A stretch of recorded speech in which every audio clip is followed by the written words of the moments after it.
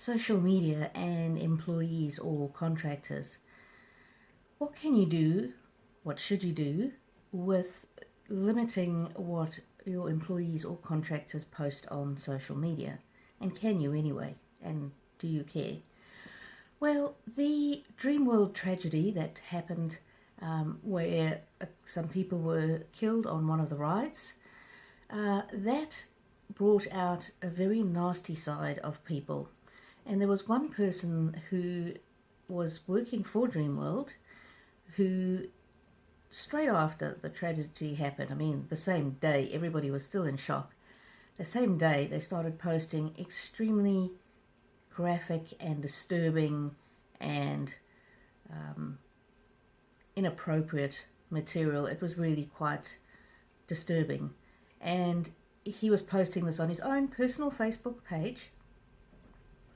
And when, of course, that reflected really badly on Dreamworld because the media got hold of it and they were saying, a Dreamworld employee says these terrible things. And the question then arose, was he entitled to do that? And he said, well, yes, that's my sixth sense of humour.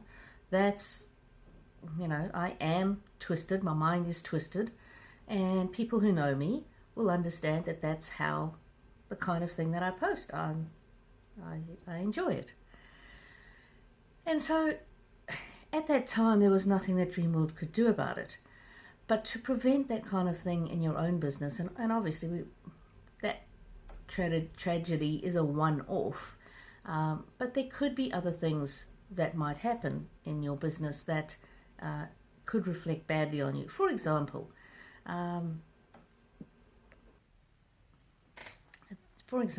the marriage postal survey in Australia. There was a case recently that made the newspapers where somebody had, an employee had made, they changed their Facebook profile and their profile picture to say vote yes. No, I think they changed it to say vote no. The business that employed her was very concerned about this. They said that this was damaging to their reputation because she had said vote no, and they had clients from the great gay community that were clients of their business, and this was bad for their business's reputation.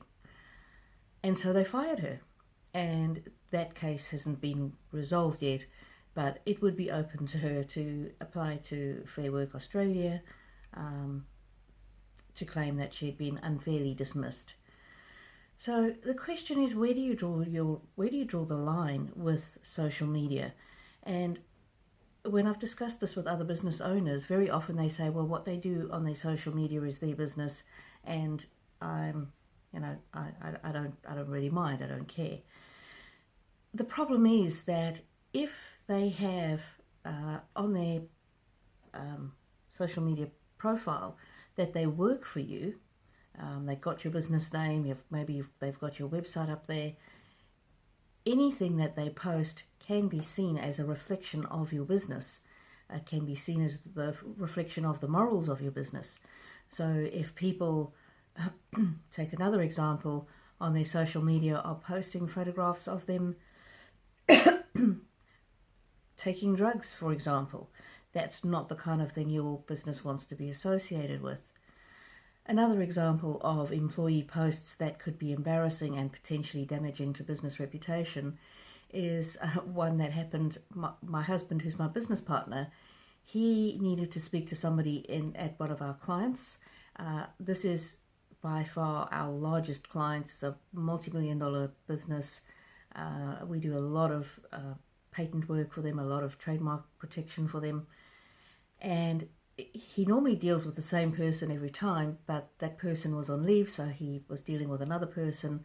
So just to check them out, to see who he'd be talking to, he went on to this lady's Facebook page to see what, maybe she was interested in traveling, and that he could incorporate that in the part of the conversation. And he came back and he was talking to me. He was very sheepish, and her Facebook page had some naked photos of herself. I'm not sure how they hadn't been taken down. It was not restricted viewing. It wasn't public, and there were some quite lewd sexual comments, and which, you know, if that's the person's preference, that's for them to decide. But in addition to that, they had their employer's name all over their Facebook page, so it was very clear that they were associated with our client, who was quite conservative, well-established business, who certainly would not want to be associated with that kind of those kind of images and those kind of comments. So what your staff does online definitely can impact the image of your business. And so it's important to have social media policies to give your clients guidance, to give your staff and contractors guidance as to what you expect, because social media is now an extension of the person, and that can reflect on your business. And policies such as, if you are going to post extreme views, or views that might not be compatible with the ethics of this company, then do not post that you work for us. Don't post our business name, don't post our website on your page. And I think that's really as far as employers can go. You can't tell people not to post things on their personal page, but you can certainly tell them not to publicize the fact that they work for you, especially if what they're posting might be damaging to your business reputation. So having a set of social media policies that can help you avoid those kind of situations is probably a really good idea. And even for yourself to have social media policies, if something happens, the social media policy helps you decide what you should be posting and how you should be responding. So your social media policy could include a process on how to deal with a bad review, for example. Somebody posts a bad review on social media. Are your staff allowed to respond to it? Do you want to respond to it? And do you have a process whereby perhaps you check with a mentor before you go back all guns blazing? Or perhaps you don't respond for 24 hours just so that you can calm down if the review has upset you. So social media policy is something that I recommend in every business, even if you're a sole trader. Good luck with your business. My name is Catherine Warburton. I am the Legal Lioness.